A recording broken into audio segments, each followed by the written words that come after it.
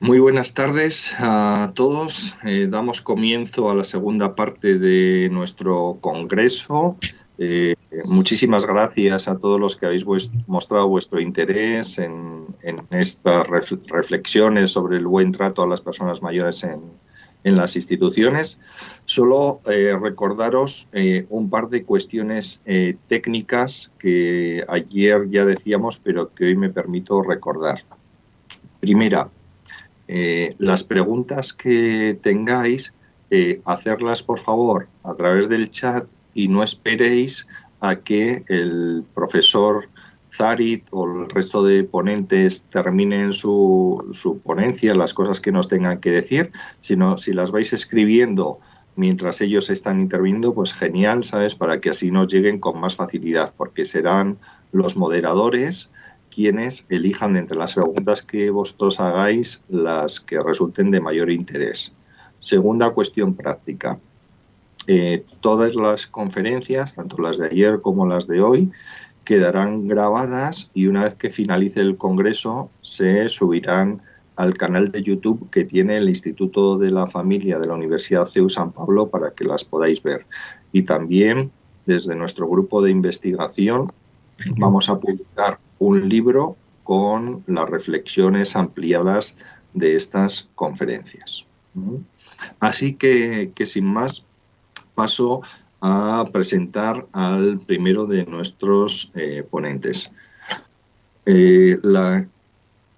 Stephen Zarit is a distinguished Professor Emeritus of Human Development and Family Studies at the Pennsylvania State University, Penn State. It's a great pleasure for me to introduce him. He was my mentor almost 20 years ago. I was there in Penn State, and I learned a lot from him. El doctor Stephen Zarit es catedrático emérito de Desarrollo Humano y Estudios de la Familia en la Universidad de Penn State. Él fue mi mentor cuando estuve allí en la universidad hace casi 20 años y es un gran placer para mí introducirle y que esté hoy con todos nosotros. Professor Zarit, Steve, please tell us. Well, thank you very much for that nice introduction. I'm really glad to be part of this conference. Good care is for older people and for people with dementia, it's a bold idea. It shouldn't be, but it's audacious. It's a way of getting at what really is one of the key issues as we move forward in our field.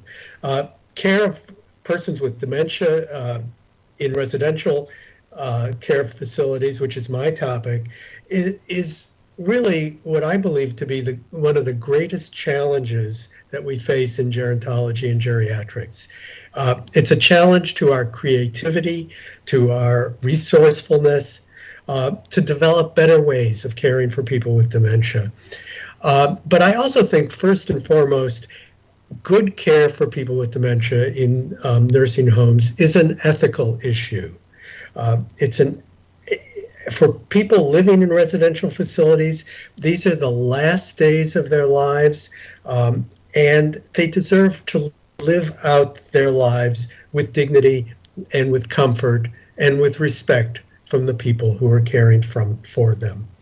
There are many excellent care facilities, and I'm going to talk about some examples, but there are far too many programs that are at best mediocre, but in many times, and I know you have seen these kind of facilities, the care is dismal and demeaning. We can do better than that. As Thomas Kitwood observed, we lose sight of the person with dementia and create environments that are dehumanizing and degrading, even while espousing noble platitudes and good intentions. My goal for today is to get my PowerPoint working? There we go. Okay. My goal is to present a framework for viewing goals and challenges to doing good care. And I think, there we go. That's what I want to be. Framework for good dementia care. And then I'm going to talk about some best practices approaches toward the end of my presentation. In doing so, I'm going to present some examples from the United States and some European innovations, particularly Sweden and the Netherlands. I don't know a lot about long-term care, care for dementia persons in Spain, and so I apologize if I say things that you already know or that really don't apply to your situation. The basic component of a high-quality program of good care is something you're all familiar with, which is person-centered care. When we talk, and person-centered care involves a couple of things. It involves respecting the individuality of persons with dementia, and it involves knowing the person's preferences. If we're going to do person-centered care, we need to know what the person wants. Now, that can be a challenge. It's a challenge because persons with dementia sometimes have difficulty expressing what it is they want. So there are ways of getting at what the person wants, what the person's preferences are. One way, and this is probably what typically happens, certainly in the United States, is an older person with dementia moves into a care facility, a nursing home, and a staff member may get a brief biographical sketch from the family, or maybe from the person with dementia themselves. And they feel that's sufficient, but it isn't.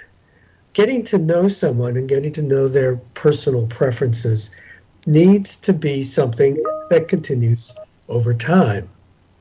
Now, one of the questions really is, well, can people with dementia really tell you what they want? The answer to that is they usually can in early and middle stages of the disease. And often they can continue to show you and tell you their preferences even in the later stages of their illness. Now, there are some tools that can help understanding a person's preference. And I want to mention one, a tool that's called the PELI. The PELI stands for Preferences for Everyday Living. It's a measure developed by Kimberly van Heidsma and her colleagues. It's a questionnaire and checklist of a number of items, and it yields 5 categories of preferences for everyday living. Preferences for how much autonomy the person wants in their self-care, preferences about getting other people to help in their care, preferences for leisure and other enjoyable activities, preferences around social contacts, and then something that Van Heidsma and her colleagues call growth activities, which I think is a really nice concept. Something like keeping up with the news or other kinds of stimulating growth activities that we may overlook with persons with dementia. Now, one of the things about the PELI is, and about identifying preferences, is preferences can change over time. The reference you see on the right-hand side of this screen, a paper by Abbott and colleagues, looks at change over time, and they find that residents with dementia do change their preferences, but they're doing it in a more active way. It's not random. Today I feel like this, yesterday I felt like that, but their engagement in answering questions on the PELI is very they approach it with knowledge, with an understanding, and they're able to say their preferences, and they're able to tell you in a reliable way what they want today. There's a very nice study that was done using the Pele and showing its usefulness in long-term care. This was a study published, that was Van Heitzman et al., published in 2015. It was a randomized trial. The participants were early to advanced dementia, so some people with more serious degree of cognitive impairment. People were randomly assigned to 3 groups. The experimental group had a staff member work one-to-one on daily activities with persons with dementia using the Pele. So the activities were individualized to that individual. It was the things they wanted to do.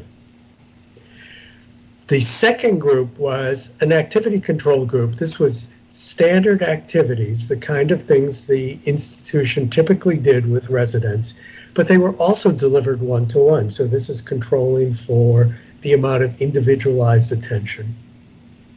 And the third condition was a usual care control group. Findings, I think, were very interesting and very powerful. The individualized group had the people receiving individualized activities from the Pele had more positive affect and more positive verbal and nonverbal behavior. And the individualized group also had less negative affect than the other 2 groups. So it shows that the Pele is an effective way of understanding and using the preferences that persons with dementia tell us about. I also want to note that the research was very clever in its choice of good outcome measures, observational measures, and verbal responses, things that we can get reliably from persons with dementia. So overall, it was a very good study. When, obviously there are times when people can't tell their preferences, and then sometimes we have to go on a trial and error basis. One of the things that I found very effective, I learned from a program called One Generation. One Generation is it's not a nursing home, but it's an adult daycare program that's in the same building as a child daycare program. And One Generation mixes those groups together in a very planful way. So they've designed intergenerational programs, and twice a day, the children march over to to their friends, as they're called, in the senior program, and they interact. The thing I want to mention, it's really a terrific program. What I want to mention is the staff take each activity, and afterwards they write down how it went, and they write down what they need to modify next time. And this is really a key because they're continually improving the activities that they're delivering. And that's something that could be a very important part of person-centered care. You might get it partly right the first time you try an activity, and then you can improve it partly with the feedback you get from the person with dementia, and partly just carefully observing what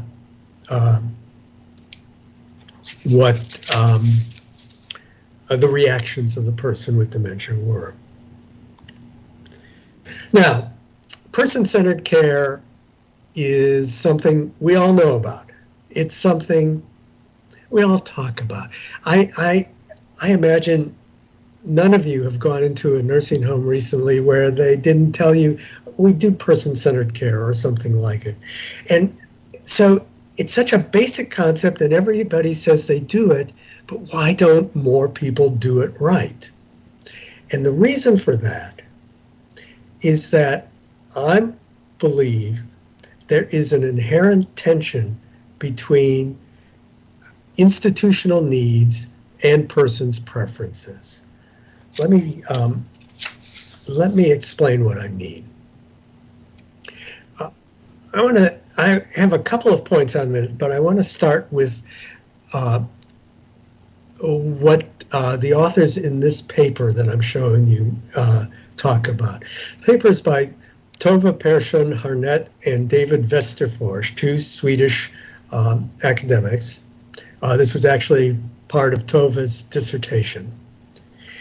And it really goes to the heart of why a lot of institutions that care for the elderly aren't doing better.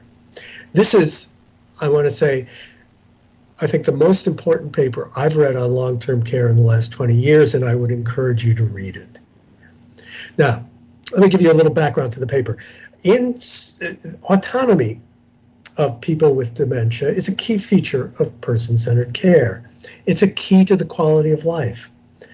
And in Sweden, where this study was done, there's even a law that says that autonomy of persons with dementia in nursing homes should be respected. What the article shows, however, is that staff finds reasons not to respect the autonomy of persons with dementia. These are the reasons we hear every time we go into many nursing homes. So, for example, a resident resident is on a schedule for a shower or a bath, and the staff comes up to them and the resident says, "I don't want one today." And the staff insists. Why do they insist? Well, it's on their schedule. Schedules are very important. Or here's another one. Another example from the article. It's at around 8 o'clock. The staff want most residents to go to bed. Why do they want them to go to bed now, even though residents don't want to? They say, well, staff, the night staff who come in, it would be unfair to them if they had to put everybody to bed. So we want to get most people to bed now, and then it'll be easier for our staff. So the institution's requirements are more important than the personal preferences of residents.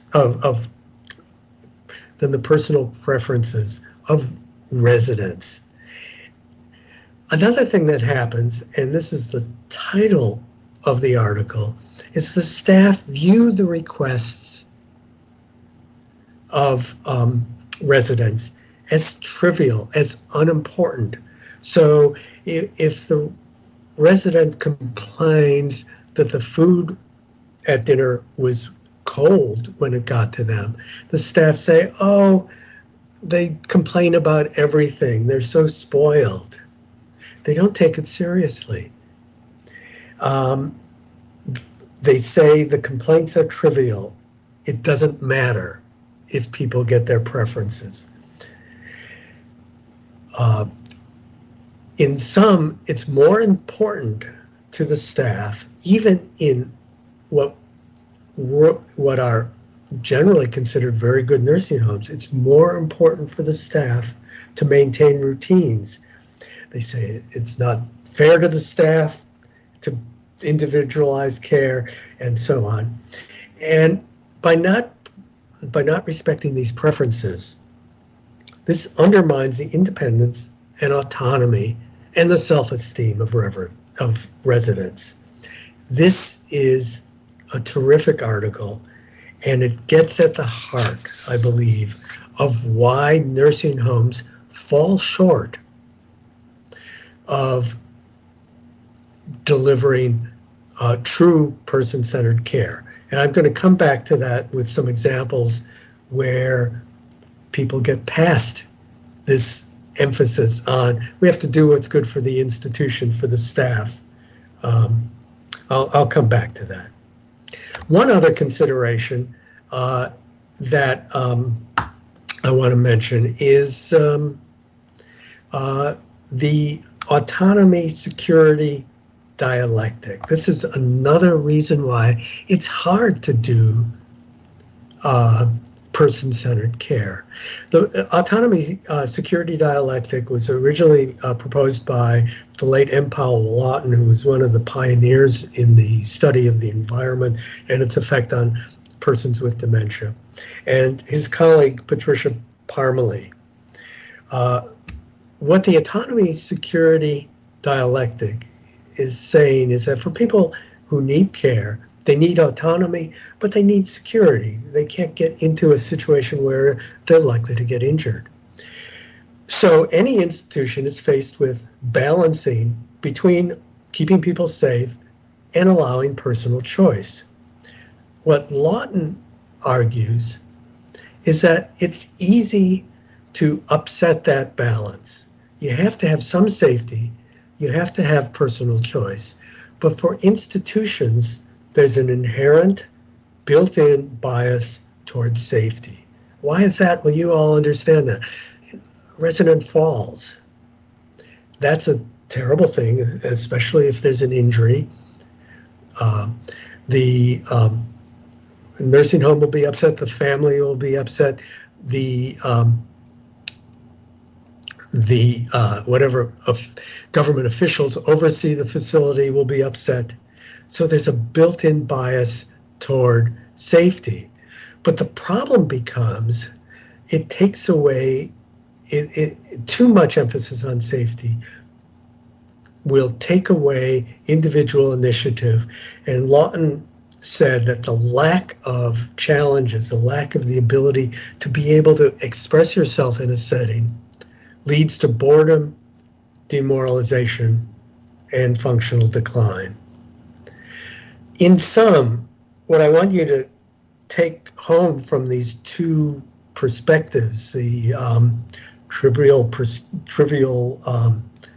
matters paper and the autonomy security dialect, is that we need to understand the institutional processes that undermine autonomy and personhood.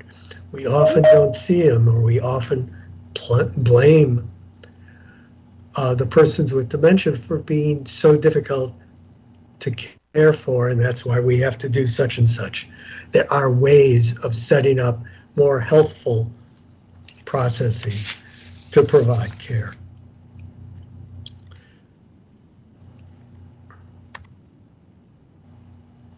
Okay.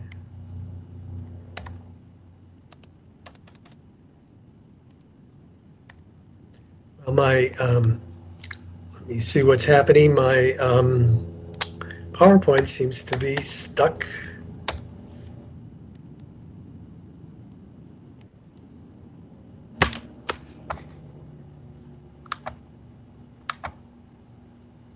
Okay, there we go. I want to talk next about best practices approaches. Start with the therapeutic environment. The therapeutic environment is something that was developed in mental health care in the 1960s. And the idea was, let's design the environment in a way that supports positive engagement and supports a high level of functioning. With dementia care, a lot of the emphasis in designing environments has been around how do we minimize the cognitive problems that people have, and how do we create a setting that gives them a higher quality of life. There are two components that I want to talk about in terms of the therapeutic environment. One is the built environment, the architecture of the environment, and the other is organizational policies and procedures that deliver good care. Now, the research on these things show positive effects, and I'm going to talk a little bit about the research, but pretty much every feature of the environment that I'm going to talk about has been studied to some extent and has generally shown positive effects for the persons with dementia, in some cases positive effects for families, and in some cases, and this is important, positive effects for the staff. So what are some features of a therapeutic environment? And I think here you probably are familiar with many of them. Let me see if I can. Okay. One feature that I want to start with is the idea of special care memory units, places specifically for persons with ADRD. A lot of the environments I'm going to describe were programs specifically designed for them. And we'll talk a little bit toward the end about pros and cons of special care units. One of the features of a therapeutic environment that's very common is a home-like setting. This photo that you see is one that from a Swedish group home, which were small, high-quality residential care facilities for persons with dementia in Sweden. Unfortunately, the group home has been largely phased out, but it was a really wonderful idea. And you can see in the photo the home-like environment, a very comfortable-looking chair, plants on the window.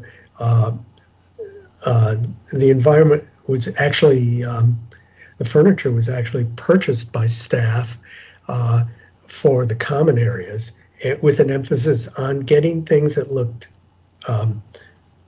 older, comfortable, things that the residents would be familiar with.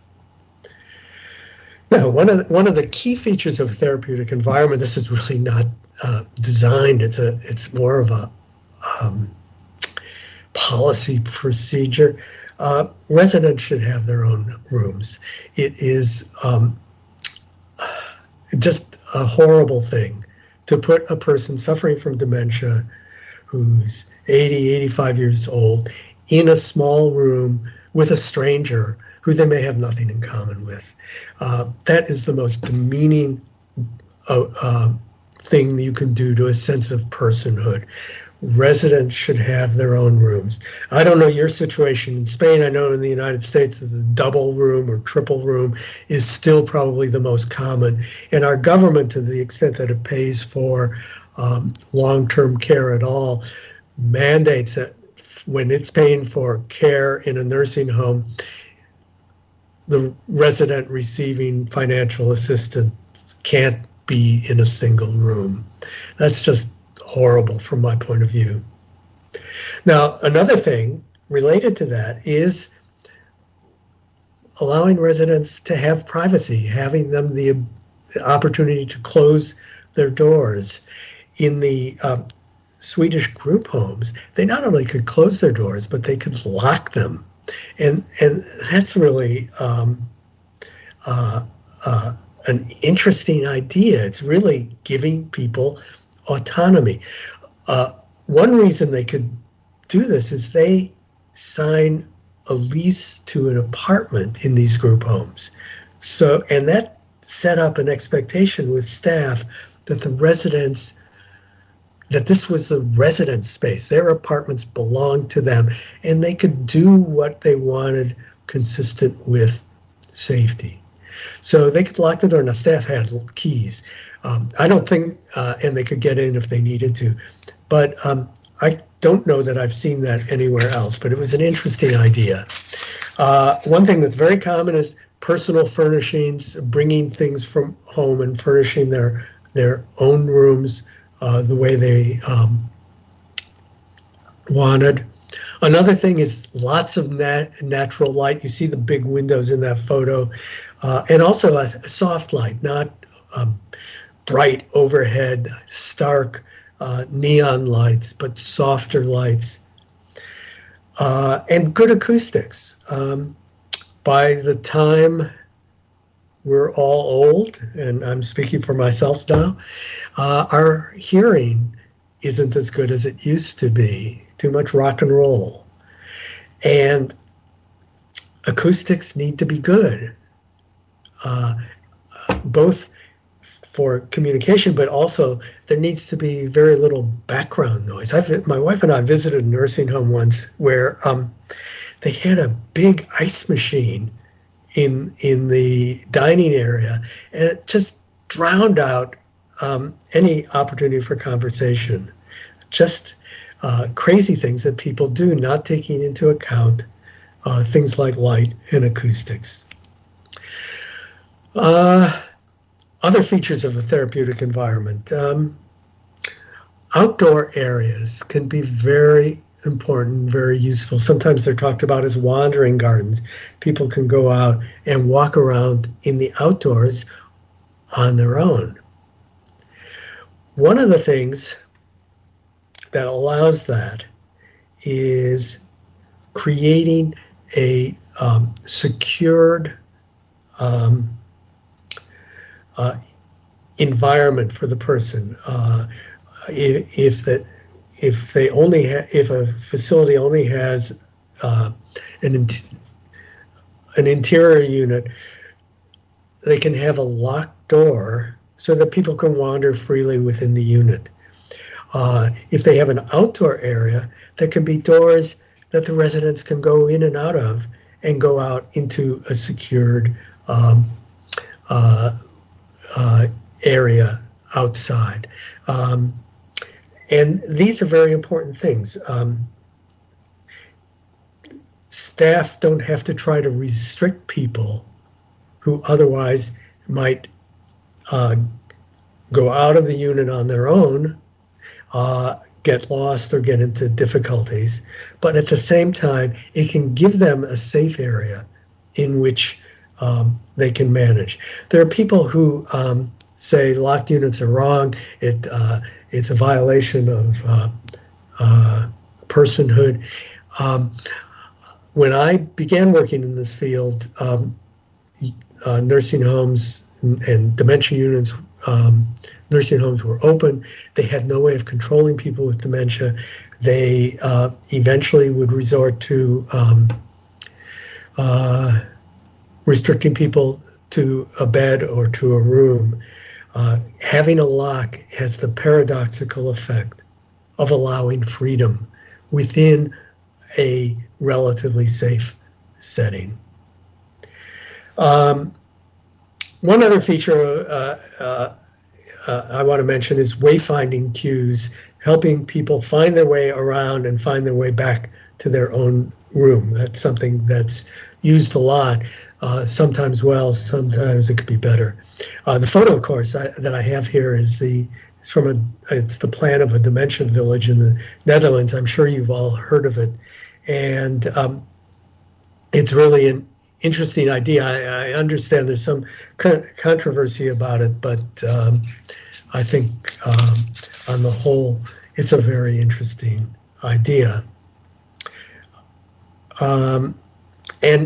Actually, here's another photo from it. One of the things we're trying to do with a therapeutic environment is normalizing life, making it seem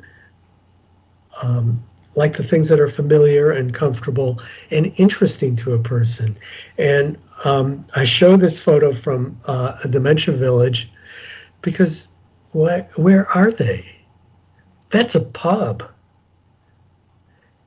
That's such a wonderful statement about how we're going to give care to persons with dementia.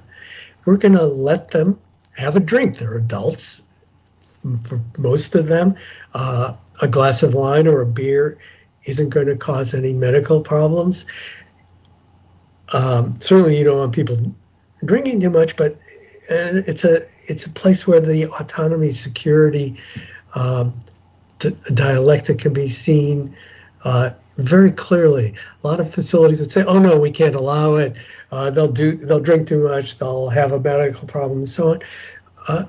If you're 85 and you're living in a care facility, wouldn't it be nice to have a glass of wine at dinner at night? Wouldn't it be nice to be able to go to a place in the residence and sit down with a couple of friends and have a beer? That's normalizing life in a dementia care facility. Some other features of a therapeutic environment, actually I'm kind of getting now into the care procedures that the staff introduces. One thing is managing behavior problems. We don't train people to competency in managing behavior problems. Facilities say, oh yes, we know how to manage behavior problems, but you find out what that is, and they don't have a clue. There needs to be consistent training up to a level of competence for knowing how to manage behavior problems.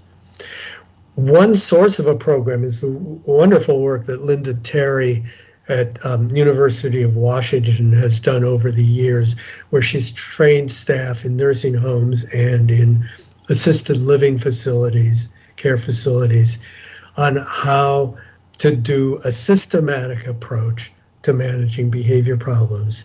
And it works.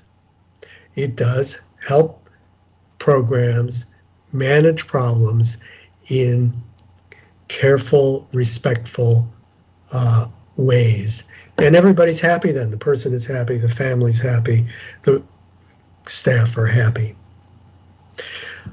Another issue is size of the unit, and the picture here is from the Abramson Center for Jewish Life outside of Philadelphia in the United States.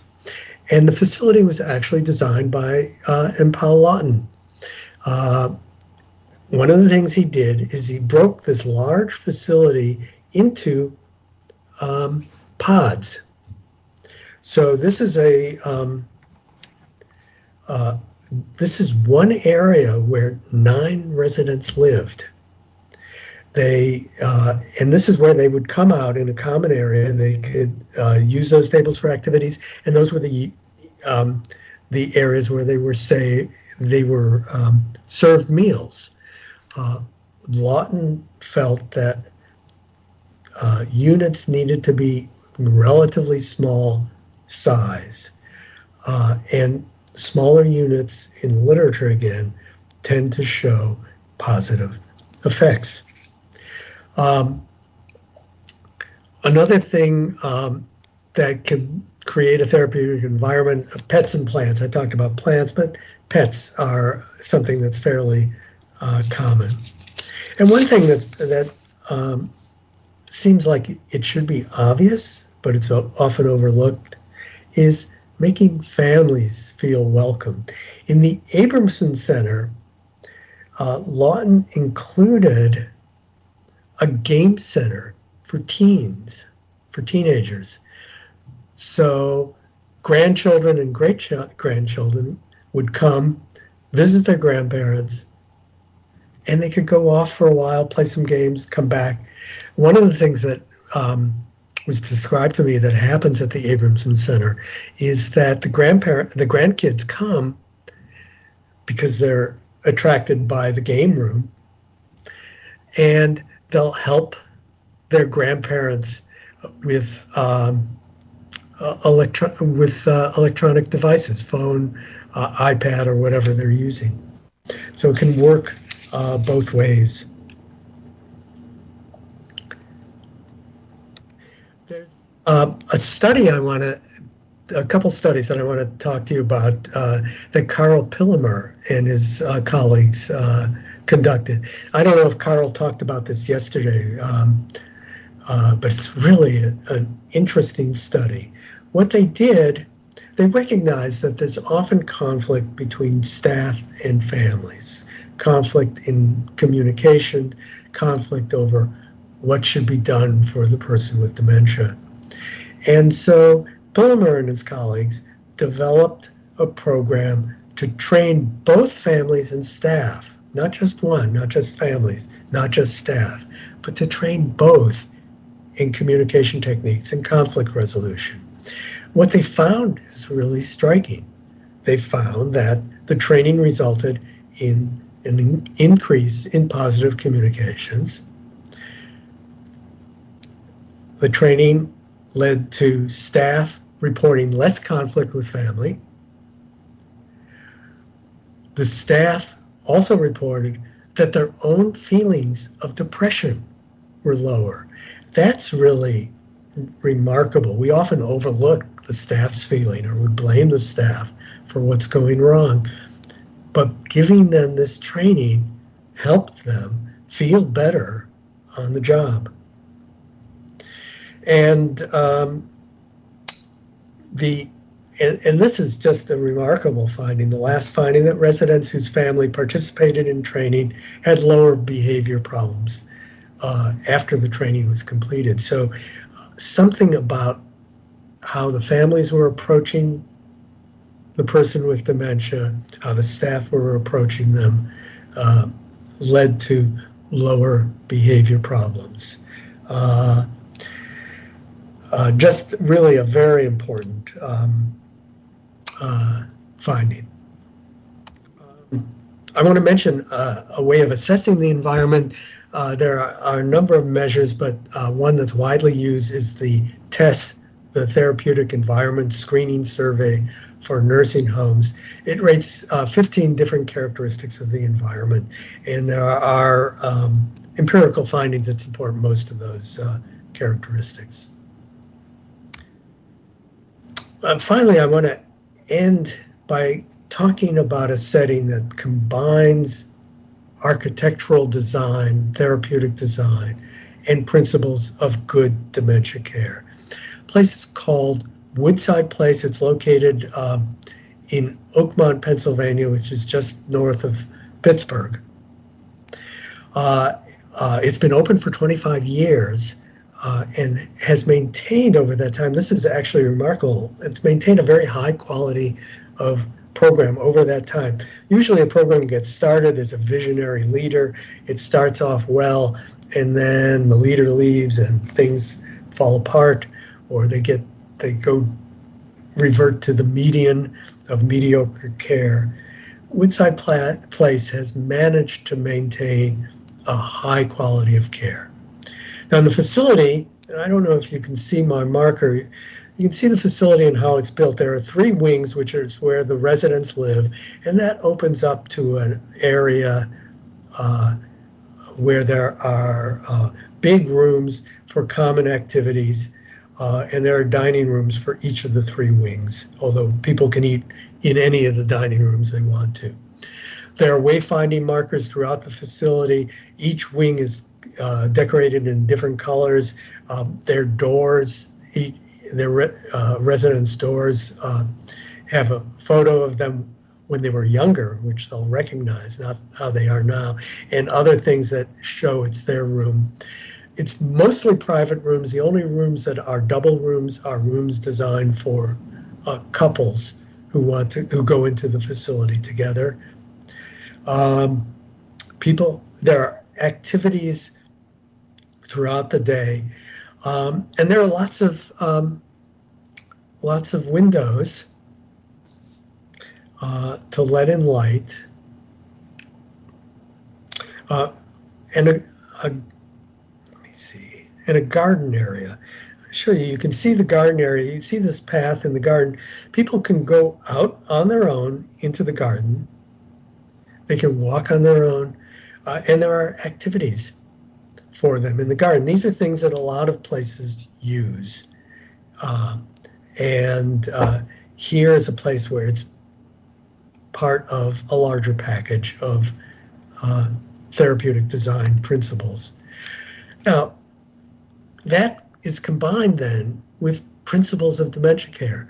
They talk about being person-centered, and the way that comes through is in the important way that they emphasize the person, not the routines. So a person says, they approach a person and say, would you like a shower? And the person says no. They'll come back another day. They won't say, you're on the schedule today. They'll say, okay. And they'll come back. And so they'll come the next day and they say, okay, we're not going to force anybody, and eventually they'll say yes, and they do. Staff are trained in behavioral management skills. I was, well, actually, let me give you another example of emphasizing the person, not the routines. This is rather remarkable, I think, because I've never heard of this before. So at night, they have 3 staff, 1 person in each of the 3 wings. And during the night, residents, if they get up, they can sit and talk with the staff person. They might get something to eat. They might have some activities, and then go back to bed. Well, a recent time when I visited, they had a larger number of people than usual getting up early in the morning before the morning staff came on duty. And it was beginning to overwhelm the night staff. So what a typical facility would do is say, okay, you have to go back to bed, give them sleeping pills, whatever. What Woodside Place did is to contact one of their day staff and have that person come in an hour earlier, and that solved the problem. What they're doing is adjusting their routine to the person with the dementia, not expecting persons with dementia to adjust to their routines. Whether a person with dementia is at home or in a nursing home, they're not going to be able to adjust to someone else's routines. We need to adjust to their routines. We need to understand their routines and adjust to them. Other things, high quality behavior management skills. I was going on a tour with a colleague of mine recently, and everything was quiet. People were going their own business. They were walking. They were doing things, and so I decided I'd ask, "What about behavioral management skills?" And it was like listening to a lecture by an expert on behavioral management. They know how to do it. She said, well, we get to know people and we kind of know what works with them. And if that doesn't work, we look for antecedents and consequences, and we do trial and error, and we find something that works. And so they don't have to use medications. And they end up with positive effects. I think it's about time for questions and answers. So let me just say, as I said, many of these features of architectural and program design have been shown to have positive effects, and here are some reviews of the literature. I'm going to skip these things and just go to the discussion. And thank you very much for listening. So how do we do discussion? I guess I get out of, let me get out of this and turn the screen over back.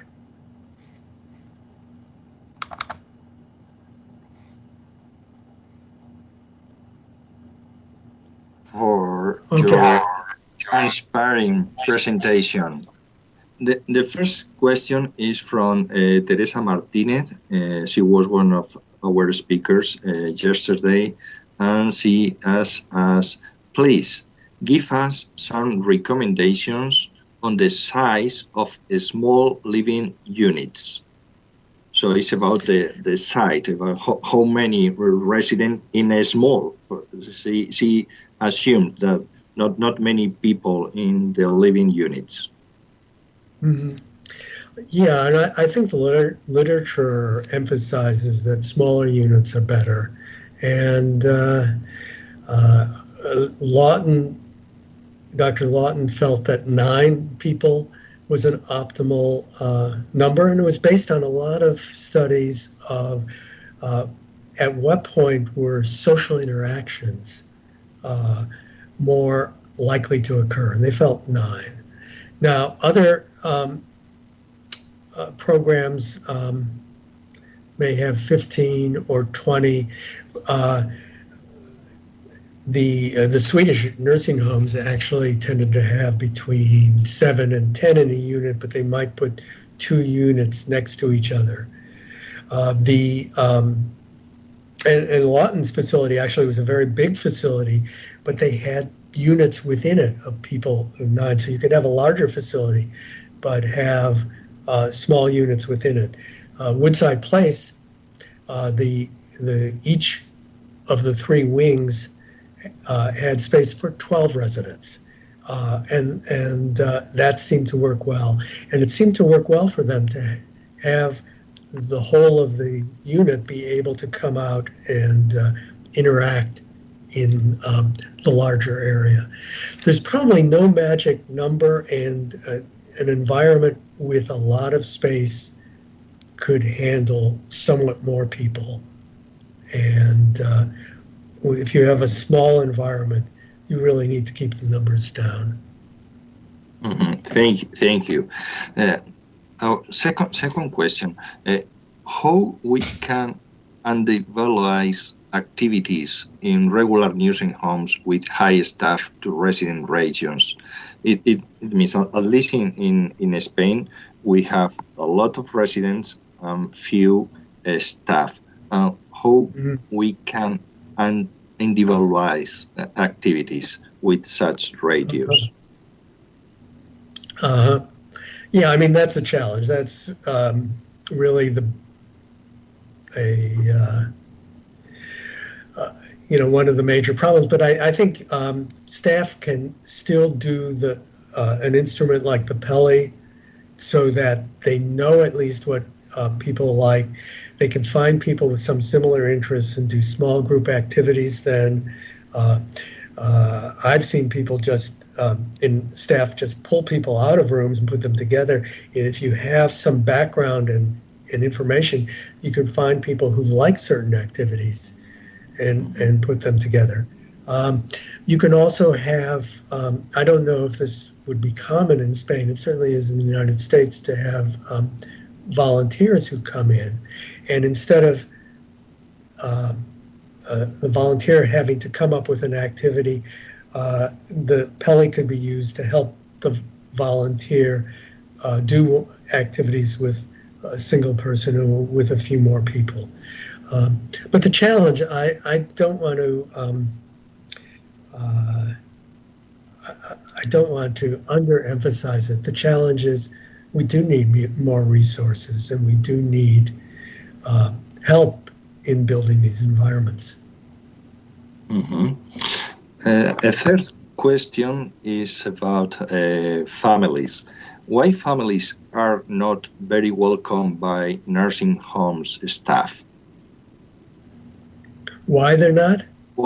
Why are not welcome by nursing home staff? It can be a number of reasons. Some staff are abusive toward, some residents are abusive toward nursing home staff.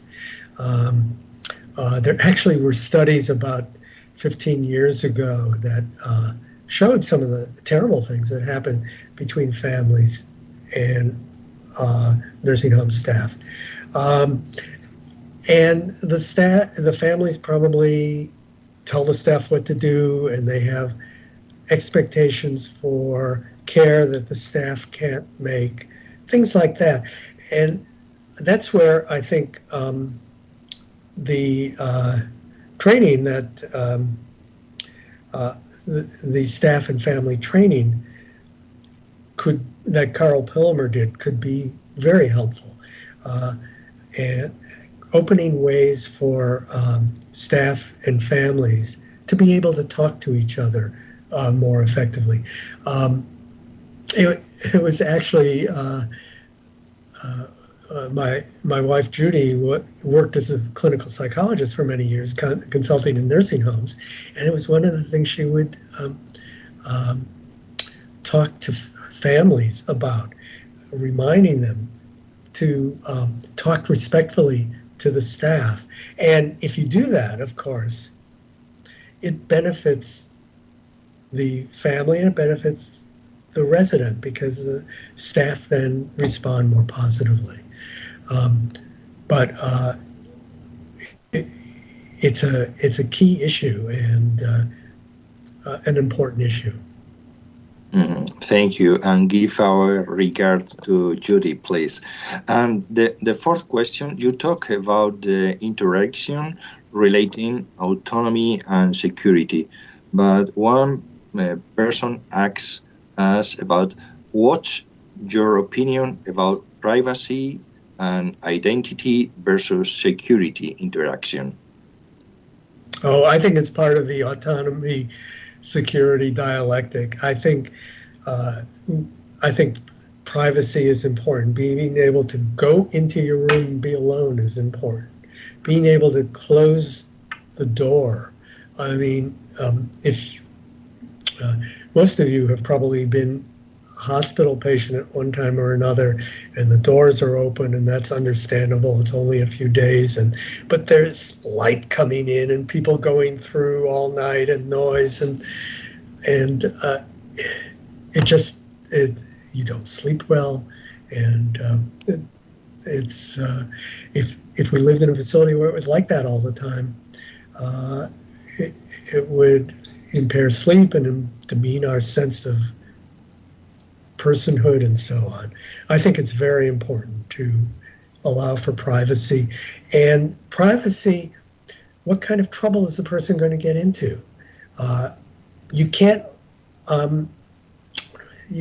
you can't eliminate all risk, but if you do too much on the side of eliminating risk, it harms the person. So I really agree with what the question was about, that we have to balance privacy and security. Thank you. And one final question. What's your opinion about coronavirus, COVID-19? How coronavirus can help us to improve our good care in nursing homes? Oh, that's an excellent question. It can help in some fundamental ways. One, nursing homes have to be prepared for infections. In the United States, they get some training. They're supposed to have equipment on board. They're supposed to know what they should do in case of an infection. There's a flu season every fall. And while staff may get their vaccinations and residents may get their vaccinations, we know that people get sick in nursing homes from the flu and they die. It should be a normal part and an emphasized part of the things that the nursing home does, and that they have resources that are present. The other thing is